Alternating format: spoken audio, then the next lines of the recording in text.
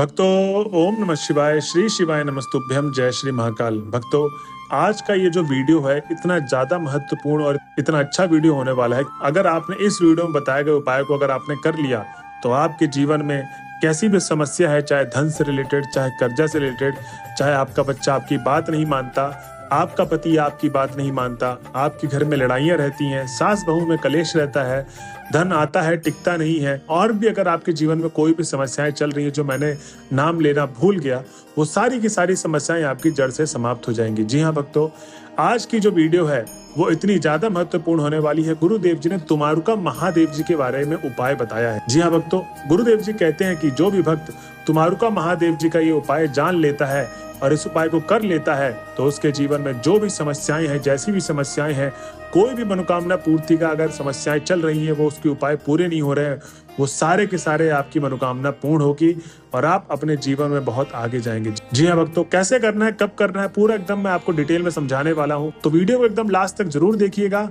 उससे पहले आपसे मैं एक चीज की गुजारिश करना चाहूंगा। जैसे कि भक्तों आप सबको पता है, गुरुदेव जी की जो कथा होती है उसमें बहुत सारे लोग उनको पत्र मनोकामना के द्वारा भी पूछते हैं। तो उस कथा में गुरुदेव जी के पास ऐसे भी लोग आए, उन्होंने बोला कि गुरुदेव जी आप जो हमें उपाय बताते हैं उस उपाय को हम करते तो हैं लेकिन हमारी मनोकामना पूर्ण नहीं होती, तो हम करें क्या इसके लिए। तब गुरुदेव जी ने उनको अच्छे से समझा, उनसे बहुत सारी चीजें पूछी। उसके बाद गुरुदेव जी का जो निष्कर्ष निकला वो, और उन्होंने कहा कि ये चीज मैं सारे भक्तों को कहना चाहूंगा, जितने भी आप लोग मेरी कथा से उपाय सुनते हैं या फेसबुक के माध्यम से या यूट्यूब के द्वारा आप कहीं से भी कथा सुन रहे हैं, इसमें आपको करना ये है कि जो भी आप उपाय सुने उसको लिख ले। अगर आप उसको लिखते हैं तो आप गलत तरीके से उपाय नहीं करेंगे। ज्यादातर भक्त यही गलती करते हैं कि जो सुन के जाते हैं वो भूल जाते हैं और आधा अधूरा उपाय गलत तरीके से उपाय करते हैं, इसलिए उनकी मनोकामना पूर्ण नहीं होती। आपको बस यही करना है कि जो भी आप उपाय सुन रहे हैं उसको लिख ले।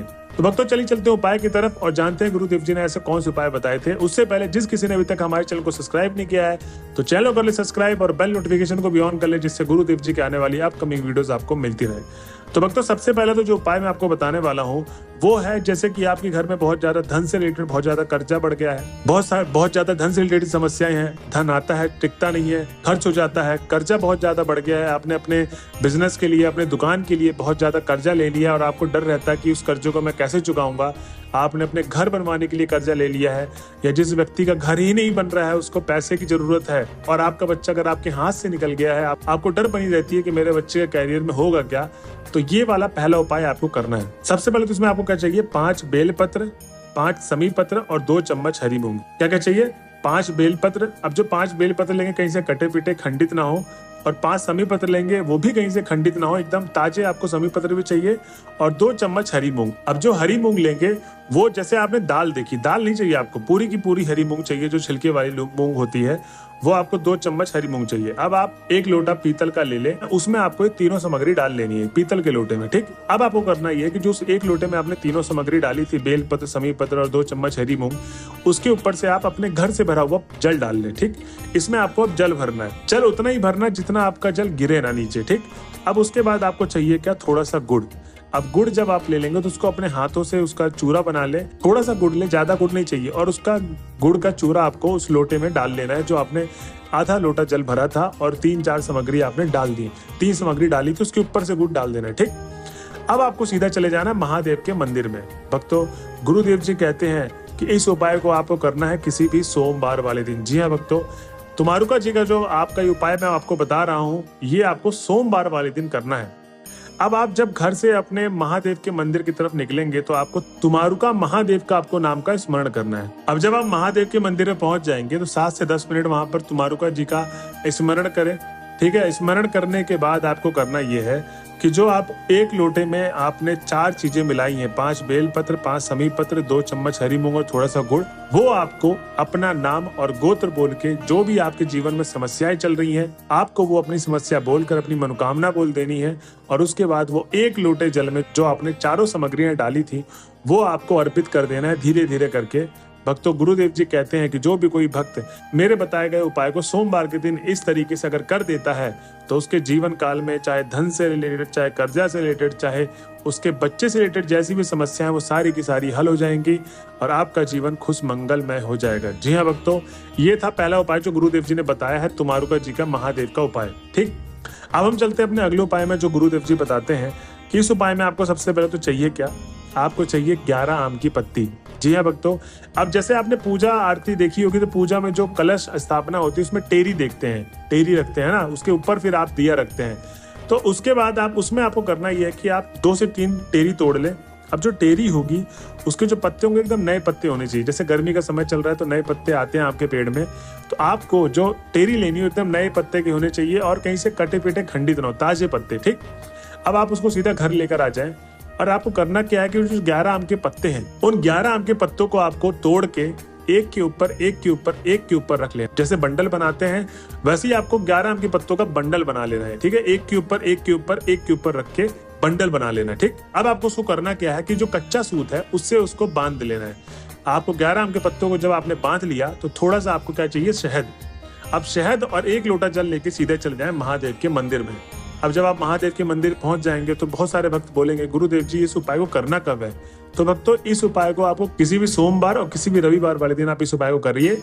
और जो करने का उपाय करने का जो समय होगा वो सुबह ब्रह्म मुहूर्त से लेके सुबह 6 बजे तक और शाम को 6 से रात के 8 बजे तक आप इस उपाय को कभी भी कर सकते हैं। ठीक, अब ये उपाय किनके लिए है वो मैं आगे चल के बताऊंगा, आप पहले उपाय सुन लीजिए और लिख लीजिए इसको। अब जब आपने 11 आम के पत्ते, शहद और 1 लोटा जल लेके चले गए तो सबसे पहले तो आपको करना ये है कि थोड़ा सा शहद निकाल ले एक डिब्बी में, और जो 11 आम के पत्ते आपने बांधे हैं जिसका बंडल बनाया है आपने, तो आपने देखा होगा कि पत्ते के जो स्टार्टिंग और पत्ते का जो लास्ट, जहाँ पत्ता खत्म हो रहा होता है और जो पत्ते का स्टार्टिंग जहाँ टेरी से आपने तोड़ा है पत्ते को, लकड़ी वाले भाग को आपको 11 के 11 आम के पत्तों को जो लकड़ी वाला भाग है उसको शहद में भिगो लें।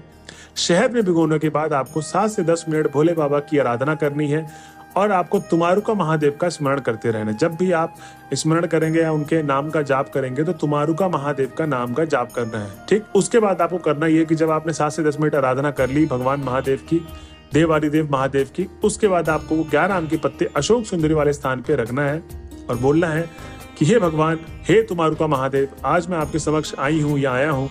मेरे जीवन में ये सारी समस्याएं हैं, जो भी समस्याएं हैं आपको विवाह से रिलेटेड, जिसके घर में विवाह नहीं हो रहा है, जिस व्यक्ति का, उसके विवाह के लिए आप लोग बहुत ज्यादा परेशान हैं, या आपके उस बच्चे का जो एज है बहुत ज्यादा बढ़ गई है और आपको चिंता सताती रहती है कि इसका विवाह कब होगा, ये सारी समस्याएं विवाह से रिलेटेड आपको बोल देनी है।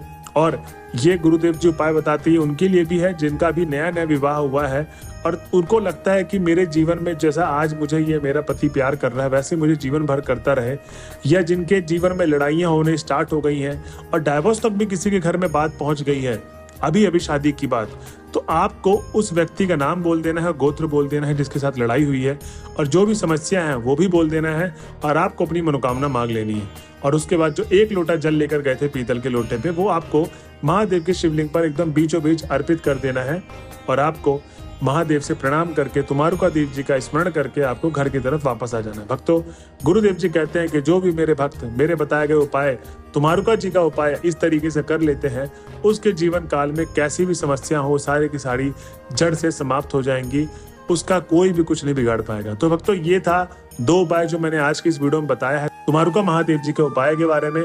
अगर आप वीडियो के लास्ट तक पहुंच गए, श्री शिवाय नमस्तुभ्यम लिखना ना भूलिएगा। मिलते हैं अगले वीडियो में, जब तक के लिए हर हर महादेव।